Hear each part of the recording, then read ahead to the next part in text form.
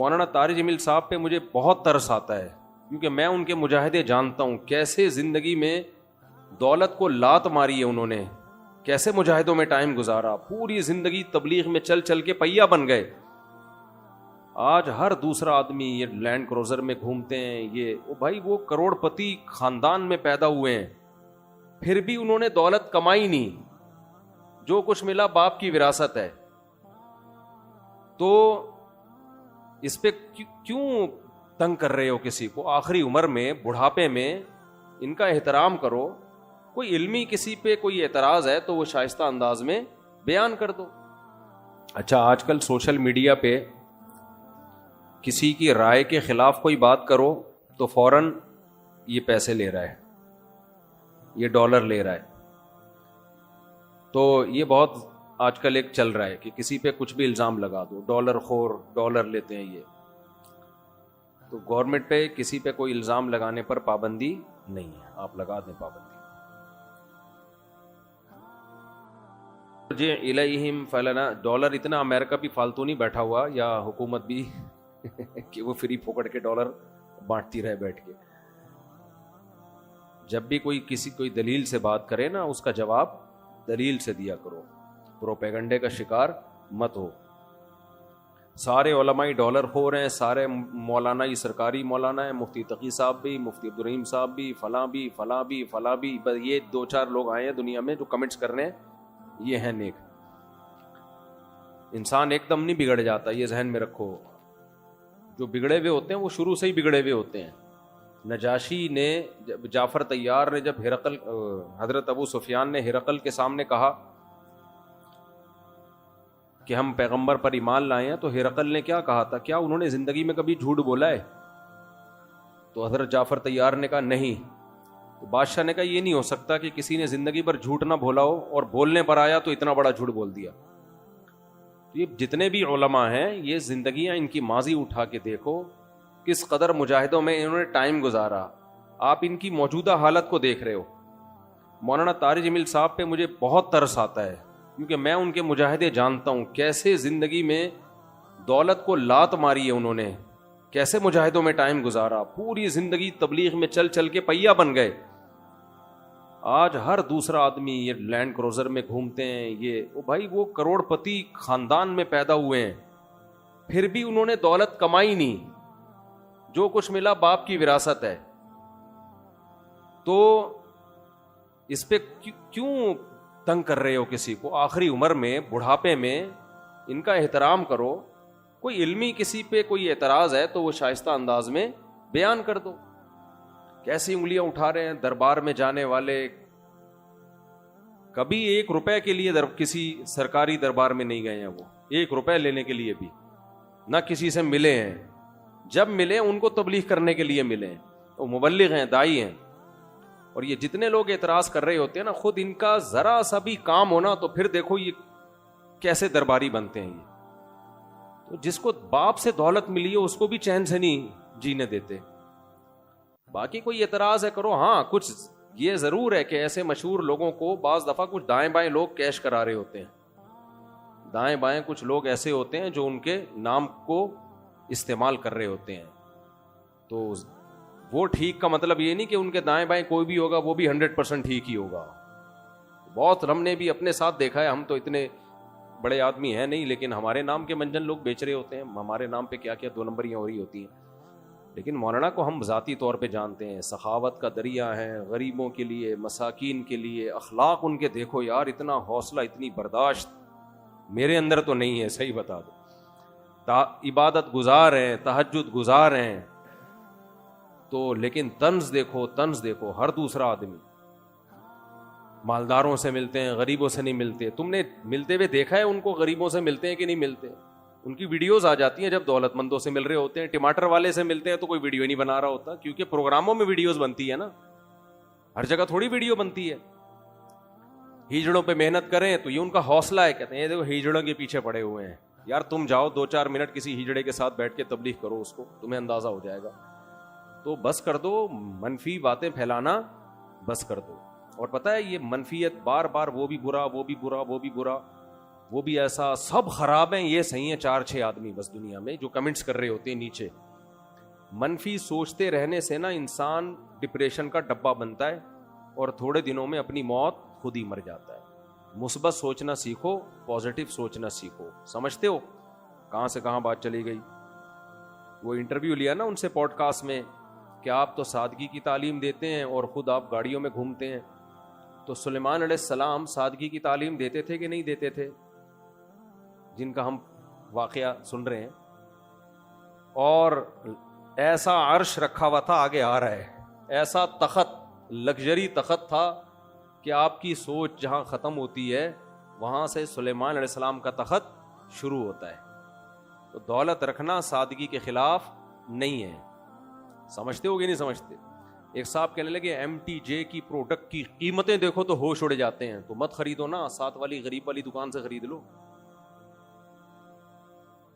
बहुत ज्यादा कीमत पे बेच रहे हैं तो मत खरीदो भाई। और वो कौन सा दुकान पे बैठ के बेच रहे हैं, तो नीचे लोग, उनका बिजनेस संभाला हुआ है, नाम उनका इस्तेमाल हो रहा है। और अगर बेच रहे हैं डबल ट्रिपल करके बेच रहे हैं तो आप मत खरीदो ना, आपका दिमाग खराब है, वहीं से लोगे आप।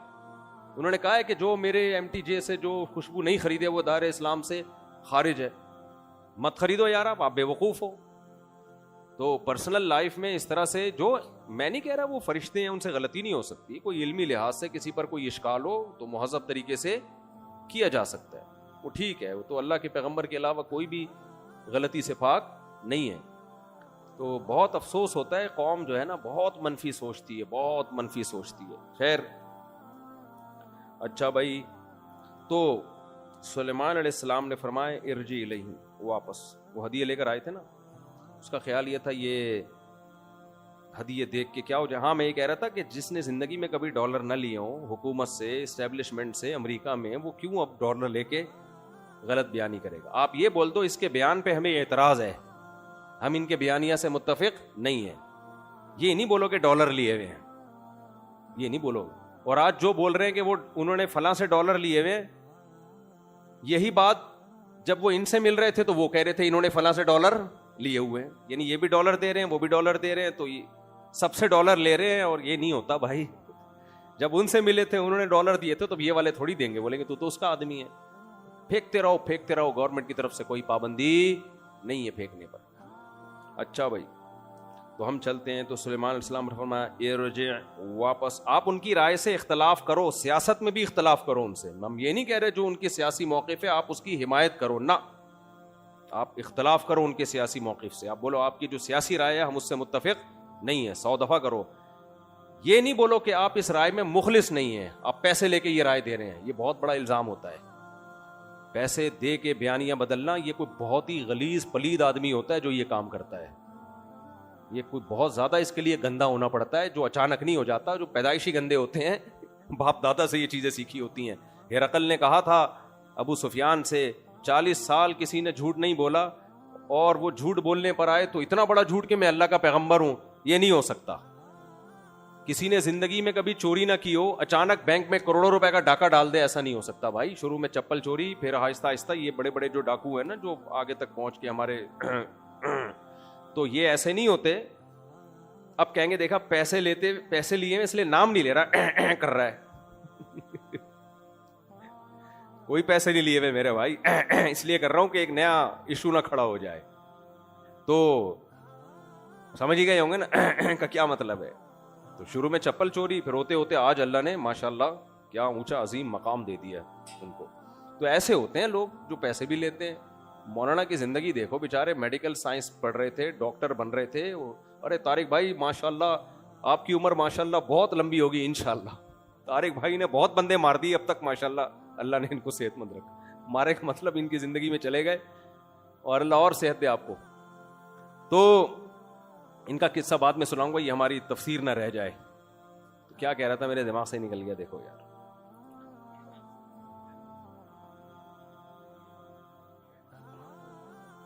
हाँ, मौलाना डॉक्टर बन रहे थे, वहां से तबलीग में आए, और फिर जो उन्होंने वहां तबलीग में मुजाहिदे किए हैं, वो जाओ उनके बड़ों से पूछो और खुद उनसे पूछो जाके। पूरी जिंदगी कहते हैं मैं सफर का मुझे शौक ही नहीं था, मैं चाहता था मदरसे में तदरीस करूं, बड़ों ने बोला निकलो सफर पे, एक दफा मैंने उनका बयान सुना, कह रहे सारी जिंदगी सफर करते करते पहिया बन चुका हूं मैं, सारी जिंदगी दावत और तबलीग में गुजरी, तहज्जुद में, नमाजों में, इबादत में, घंटों घंटों दुआएं। तो ये तो बंद कमरे की चीजें हैं ना। तो वो डॉलर नहीं लेंगे भाई, उनकी राय से इख्तलाफ करो कि हजरत आपकी राय ठीक नहीं है, गलत है, इल्मी इख्तलाफ है वगैरह वगैरह। ये कहना कि वहां से पैसे लिए हैं, वहां से पैसे लिए हैं। इसी तरह उनकी राय के खिलाफ अगर कोई जाता है दूसरा आलिम, बाज़ उलमा उनकी राय के बिल्कुल 180 डिग्री पर हैं, कहते हैं बिल्कुल गलत कह रहे हैं, इनकी ये सियासी राय हो या कोई भी, तो वो भी पैसे नहीं खा रहे, उनकी भी अपनी एक राय है। तो ये बोलो भाई इनकी राय से हमें इख्तलाफ है या उनकी राय से हमें इत्तेफाक है। ये जो है ना डॉलर और इस्टेब्लिशमेंट और अमेरिका, ये इल्ज़ाम आसान नहीं है। और जो कमेंट्स कर रहे होते हैं ज़्यादातर उन्हीं में इस तरह के जरासीम होते हैं। क्यों लेंगे भाई, हमने लेने होते तो हम उस वक्त ले लेते जब हमें बहुत शदीद ज़रूरत थी। लोग कहते हैं उस वक्त आप मशहूर नहीं थे, हम बहुत पहले से मशहूर हैं, कभी खुशबू लगा के आओ हम बताएंगे। बहुत बड़ा क्राउड हमारे बयान में, मेरे बयान में मुझे याद है एक जुम्मे की मस्जिद में मैंने बयान किया था, 1998 की बात है, इतना क्राउड था उसमें, 1998 की बात कर रहा हूं मैं। सोशल मीडिया के आने से पहले भी हमारे बयान में काफ़ी क्राउड हुआ करता था। और मुझे याद है 2006 में किसी दावत पे मैं गया, उलमा बैठे हुए थे, सादा मोबाइल हुआ करते थे, 1.5 घंटे हम वहां बैठे रहे हैं, मुसलसल कॉल्स आती रही हैं 1.5 घंटे के दौरान, पूरी दुनिया से लोग मसाइल पूछ रहे थे। कोई वहां से फोन आता, उसका जवाब, उस वक्त फोन उठा लिया करता था, तो वो भी उलमा हैरान हो रहे थे, भाई इस बंदे के पास 1 सेकंड के लिए फोन बंद नहीं हुआ है, कहां कहां से कॉल आ रही थी उस वक्त। ये तो अब मीडिया का दौर तो अब आया है, नेट पे हम बाद में गए, तो हमने उस वक्त किसी से पैसे नहीं लिए, अब क्यों हम पैसे लेंगे। और उस वक्त तो हम गरीब गुरबा किस्म के आदमी थे वो तो, और उस वक्त भी हालात बहुत कुछ गए आगे, ऐसे ख़राब हालात हुए हैं कि उसमें भी उल्टा सीधा बयान दिया जा सकता था अमेरिका को खुश करने के लिए, इस्टेब्लिशमेंट को खुश करने के लिए। तो राय से इख्तलाफ ज़रूर किया करो। ये जो डॉलर का और फलाने का पिट्ठू है, फलाने के पैसे ले रहा है, ये मंजन पढ़े लिखे लोगों में नहीं बिकता। अच्छा मेरे भाई, अभी हमारे किसी जानने वाले का एक्सीडेंट हो गया सिविल हॉस्पिटल में, मुझे फ़ोन कर रहे हैं 2 दिन से कोई सिविल में जानने वाला हो। मैंने कहा कोई जानने वाला सिविल में नहीं। फिर कहने जेना में बता दो, मैंने कहा नहीं है, हमारे अपने करीबी रिश्तेदार हैं। कह रहे हैं यार आप तो ऐसे ही इतने मशहूर हो। मैंने कहा भाई हमारे पास तो किसी का नंबर नहीं है, कोई जानने वाला नहीं। बेचारे फिर 7-8 लाख रुपए प्राइवेट हॉस्पिटल में खर्चा हुआ, टांग अभी उनकी जुड़ी है, अयादत तक के लिए नहीं जा सका 2-3 दिन में, इतनी मसरूफियत है। पैगाम कल भिजवा दिया था, जब जुड़ जाएं तो बता देना। अल्लाह शिफा दे उनको। अच्छा खैर, जाना चाहिए, रिश्तेदार हैं भाई और हैं भी ससुराली। आजकल बहुत ज़्यादा फ़ज़ाइल अमाल में करामतें और फलाने ने करामतें, और हालांकि ये करामतों का बाब तो इतना वसी है, हदीस की किताबों में करामतें, अल्लामा इब्ने तैमिया रहमहुल्लाह ताला ने तो इतनी ताबीईन तबा ताबीईन की करामतें जिक्र किया, आप हैरान हो जाओगे। इब्ने क़य्यिम और इब्ने तैमिया ने, तो ये सारे गलत थोड़ी थे, झूठे थोड़ी थे। कोई कब्र में नमाज पढ़ रहा है मरने के बाद, कोई किसी का गधा जिंदा हो रहा है, अहलुल्लाह के वाक़े, सब मुहद्दिसीन वाक़यात लिख रहे हैं। तो ये सिर्फ फ़ज़ाइल अमाल में नहीं है, किताबें भरी हुई हैं ऐसे वाक़यात से, लेकिन जिन लोगों का बेचारों का मुताला ही नहीं है, क्योंकि अरबी आती नहीं है। ये ज़्यादातर वाक़यात अरबी किताबों में और हदीस यानी मुहद्दिसीन जिक्र करते हैं ये वाक़यात। तो ये सिलसिला आदम अलैहिस्सलाम के ज़माने से चला आ रहा है, मोजज़ों का भी और करामतों का भी। तो मोजज़े और करामत में क्या फ़र्क है? मोजज़ा पैगंबर के हाथ पे, करता कौन है? अल्लाह। करामत भी अल्लाह ही, लेकिन हाथ किसका होता है? वली का, पैगंबर का नहीं होता। एक अकीदा ये समझ लो। दोनों ऐसे काम होते हैं जिसकी कोई साइंटिफिकली लॉजिक बनती नहीं है। अल्लाह करता है तो अल्लाह तो सब कुछ कर सकता है, आग में जिंदा भी रख सकता है। ये इब्राहिम अलैहिस्सलाम का आग में जिंदा रहना सिर्फ उनसे साबित नहीं है, बाज औलिया से भी साबित है कि आग में जिंदा रहे वो। मुझे मौका मिला ना तो इस पे मैं क्लिप इंशाल्लाह रेफरेंसेस के साथ रिकॉर्ड करवाऊंगा। ये तो बहुत वाकयात हैं इस तरह के। तो करामत और मोजज़े में दोनों किसकी तरफ से हैं? अल्लाह। लेकिन एक फर्क है, मोजज़े का यकीन करना जरूरी है, जो इनकार करेगा काफिर। अगर उस मोजज़े का जिक्र कुरान ने किया है, समझ रहे हैं? इसी तरह वो करामत जिसका जिक्र कुरान ने किया है उसका इंकार करने से भी क्या हो जाएगा? काफिर, क्योंकि सबूत उसका मुस्तनद है। अब कुरान ने नबियों के मोजज़े का भी जिक्र किया और वलियों की करामतों का भी कुरान ने ही जिक्र किया।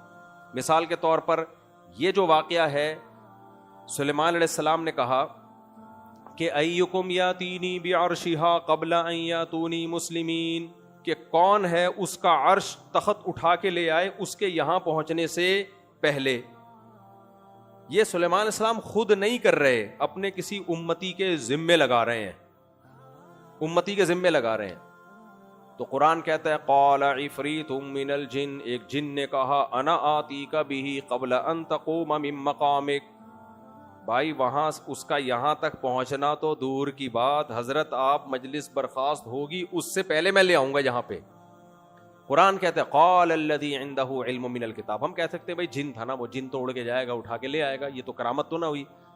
तो एक बुजुर्ग ने कहा जिनको अल्लाह ने किताब का इल्म यानी ज़बूर का इल्म दिया था, उन्होंने कहा अना आती का बिही क़ब्ला अन यरतद्दा इलैका तरफुक, मैं आपके पास लेकर आऊंगा आपकी पलक झपकने से पहले। ये कहा और तख़त हाजिर। ये क्या थी भाई? ये सुलेमान अलैहिस्सलाम का मोजज़ा था और उस वली की करामत। ये सुलेमान अलैहिस्सलाम का मोजज़ा क्यों था? वजह उलमा ने यह बयान की है कि उन वली को जो विलायत मिली वो सुलेमान अलैहिस्सलाम की पैरवी की वजह से मिली, सुलेमान अलैहिस्सलाम को फॉलो करने की वजह से मिली। तो हर वली का मोजज़ा उस पैगंबर का, हर वली की करामत उस पैगंबर का मोजज़ा होता है जो वली उस पैगंबर की उम्मत में है। तो नबी सल्लल्लाहु अलैहि वसल्लम की उम्मत में क़यामत तक जितनी वलियों के हाथ पे करामतें जाहिर होंगी, औलिया अल्लाह के हाथ पे, ये इन वलियों की करामतें होंगी, लेकिन मोजज़ा किसका होगा? ये पैगंबर सल्लल्लाहु अलैहि वसल्लम का, क्योंकि वो नबी को फॉलो करने की वजह से अल्लाह ने उनके हाथ पे ये सारे काम किए हैं। तो ये जो करामत है ना, इसका ईमान लाना जरूरी है, क्योंकि ये किसके दरबार, ये इसका नकल करने वाला कौन है? कुरान। अगर आप इनकार करें नहीं ऐसा कुछ भी नहीं हुआ तो काफिर हो जाएंगे। इसी तरह हजरत मरियम को अल्लाह ने शौहर के बगैर बेटा दे दिया। ये किसकी करामत है? हजरत मरियम की। हजरत मरियम पैगंबर नहीं थी, शौहर के बगैर किसी औरत के बेटा हो सकता है? लेकिन हो गया बेटा। तो ये करामत किसकी है? हजरत मरियम की, और इस पर ईमान लाना जरूरी है। ईसा अलैहिस्सलाम बगैर बाप के पैदा हुए, ये मोजज़ा है किसका? ईसा इब्न मरियम का। इसको बयान कौन कर रहा है? बोलो, कुरान। कुरान बयान कर रहा है। अब आगे चलें, ऐसे बहुत सारे वाकयात हैं।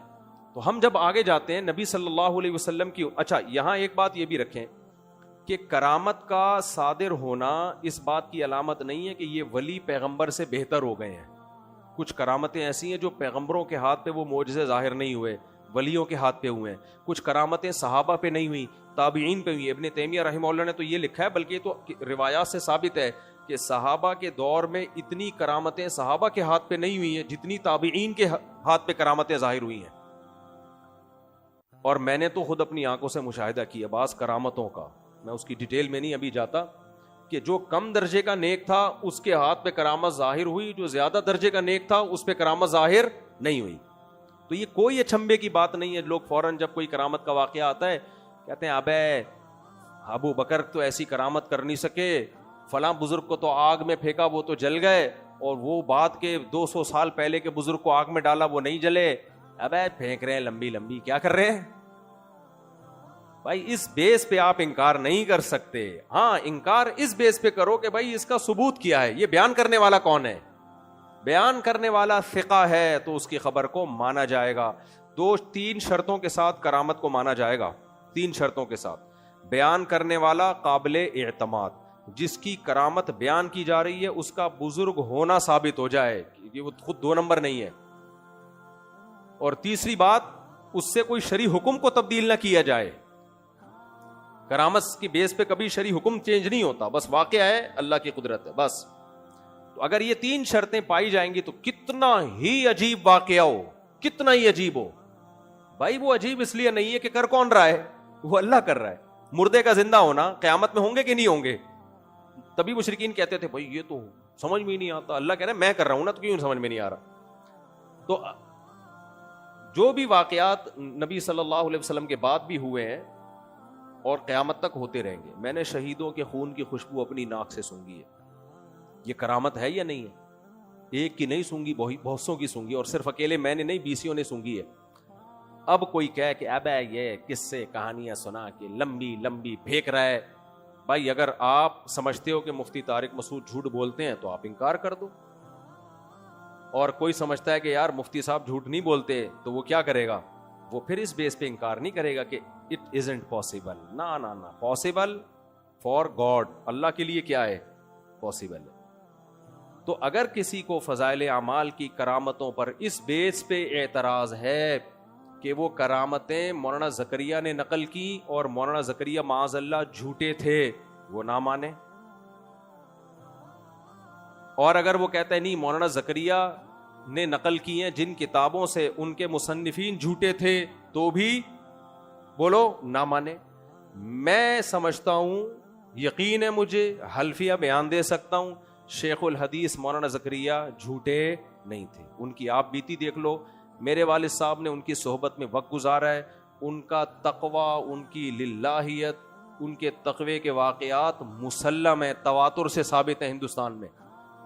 और जो करामतें फ़ज़ाइल अमाल में लिखी हुई हैं वो उन्होंने खुद नहीं लिखी, वो किताबों से ली हैं, उन किताबों के मुअल्लिफीन भी सच्चे थे। तो लिहाजा जो इन वाक़यात की बेस पे फ़ज़ाइल अमाल के खिलाफ क्लिपबाजी करते हैं, उनको चाहिए कि उन मुहद्दिसीन के खिलाफ क्लिपबाजी करें जिन्होंने ये करामतें लिखी हैं। उनके लिए एक लफ्ज़ नहीं बोलते और सारा नज़ला किस पे गिराते हो, फ़ज़ाइल अमाल। फिर ये जो एतराज़ किया जाता है ये कैसे हो गया फ़ज़ाइल अमाल में ये करामत, ये कैसे हो गया, ये कैसे हो गया। भाई जब अल्लाह कर रहा है तो फिर कैसे हो गया क्या मतलब यार। फिर तो मुर्दा भी जिंदा हो सकता है, फिर तो कब्र से मुर्दा उखड़ के भी आ सकता है, फिर तो आग में बंदा जल के नहीं भी मर सकता है, गधे घोड़े सब जिंदा हो सकते हैं। फिर करने वाला कौन है? कुरान में खुद गधे के जिंदा होने का अल्लाह ने तस्करा किया है, खुद अल्लाह ने तस्करा किया है। और इब्राहिम अलैहिस्सलाम का तस्करा किया कि कैसे परिंदे को काट के 4 टुकड़े चारों पहाड़ों पे रख दिया और वो जिंदा होके आ गया। तो जब ये पैगंबर के हाथ पे हो सकता है, करने वाला अल्लाह है, तो वली के हाथ पे भी हो सकता है। फिर लोग कहते हैं अब खचक करके दिखाओ हमारे सामने। तो ये तो वही सवाल है कि मुशरिकीन मक्का नबी से कहते थे ये मोजज़ा जाहिर करो, ये मोजज़ा। तो नबी क्या कहते थे, भाई ये मेरे हाथ में नहीं है, जब अल्लाह चाहेगा हो जाएगा, नहीं चाहेगा नहीं होगा, मैं कोई खुदा थोड़ी हूं। तो ये कॉन्सेप्ट क्लियर हो गया। एक सवाल लोग कहते हैं फिर ये बिदती लोग भी तो इतनी इतने किस्से सुना रहे हैं, फिर इनको भी मान लो। भाई किसी को उनके फ़िक़ा होने का यकीन है तो मान ले, ठीक है ना। अगर यकीन नहीं है तो नहीं माने। हमें एतराज़ है भाई, हम कहते हैं कि यार इनके दीगर अमाल देखो। दूसरा, जिस किताब से ये नकल कर रहे हैं, अव्वल तो किस किताब से किससे नकल कर रहे हैं, कोई किताब भी में भी नहीं लिखे हुए होते। फिर भी अगर कोई उसको मान ले करामत को तो हमें कोई एतराज़ नहीं है। अगर किसी का ये ख्याल है हमारे हजरत बहुत नेक हैं और इनके साथ ऐसा होता है, तो मुझे कोई एतराज़ नहीं है। तो हम इस पे एतराज़ नहीं करेंगे कि इनके साथ ऐसा हुआ कि नहीं हुआ, हम इस पे कहेंगे कि पहले उनका नेक होना साबित करो। हम साबित करेंगे वो नेक नहीं है, ठीक है ना। इस पे बहस करो हमसे। नेक हो, आपको चरसी उठ के गए, चरसी उठ के कहे कि मैं आया था तो 4 फरिश्ते आए और मुझे मक्का की तवाफ करा के लाए हैं। मैं कहूं भाई ये मुमकिन नहीं है। कह रहे जब तुम्हारे कब्र से मुर्दे उखड़ सकते हैं करामत के तौर पर, तो मुझे फरिश्ते तवाफ क्यों नहीं करा सकते। तो हम उसको क्या जवाब कहेंगे, चरसियों को फरिश्ते तवाफ नहीं कराते, तू चरसी है, तेरे साथ नहीं हो सकता। तूने चर्स उस दिन नहीं मिली होगी तो तेरा दिमाग काम करना बंद हो गया होगा। तो ये एतदाल का रास्ता है। मुस्तनद जरिए से साबित होगी तो माना जाएगा, मुस्तनद जरिए से साबित नहीं होगी तो नहीं माना जाएगा। ये करामत का बाब है। अब चलते हैं हम आगे। ये बिल्कुल वही मुल्हिदों वाला हिसाब है। देखो ईसाई जहनियत से सोचोगे ना, ईसाई जहनियत से, तो हर करामत में शिर्क की बू आएगी। जैसे लोग कहते हैं ना फज़ाइल अमाल में शिर्क भरा हुआ है, क्योंकि वो सोचते ईसाई जहनियत से। ईसा अलैहिस्सलाम मुर्दों को जिंदा करते, कोढ़ के मरीजों को शिफा दे देते। ईसाई जहनियत क्या सोचती थी, ये ईसा कर रहे हैं लिहाजा ये खुदा हैं। और बिदतियों की जहनियत से सोचोगे तो फिर नतीजा क्या निकलेगा, उन करामतों से ये नतीजा निकालोगे कि मुर्दों से मांगना जायज है। औलिया अल्लाह को अल्लाह ने ताकत और इख्तियारात दे रखे हैं। देखो फलां बुजुर्ग ने ये कर दिया, वो कर दिया, आग में गए जले नहीं, इसका मतलब यही खुदा हैं। तो बैलेंस वाली बात, हाँ ये तो है मुशरिकाना जहनियत, और ये जो ईसाइयत की और बिदतियों की जहनियत है, और दूसरी जहनियत है मुल्हिदों की, एथियस लोगों की, अकल परस्तों की। वो कहते हैं पॉसिबल ही नहीं है, लिहाजा उन्होंने ईसा इब्ने मरियम का इनकार कर दिया कि ये सब कुछ झूठ है, ईसाइयों ने अपनी तरफ से गढ़ा हुआ है। वो मोजज़े जो तवातुर से साबित थे उनका इनकार कर दिया। तो ना अकल परस्त बनने की जरूरत है हद से ज्यादा, और ना इन करामतों से ये कहना कि फ़ज़ाइल अमाल में शिर्क भरा हुआ है। जिसको ये करामतें फ़ज़ाइल अमाल में शिर्क लगती हैं उसका दिमाग ईसाई जहनियत वाला है, क्योंकि वो ईसा अलैहिस्सलाम के मोजज़ों को भी क्या कहते हैं, शिर्क समझते हैं, क्योंकि वो उसकी बेस पे ईसा को अल्लाह के साथ शरीक कर देते हैं।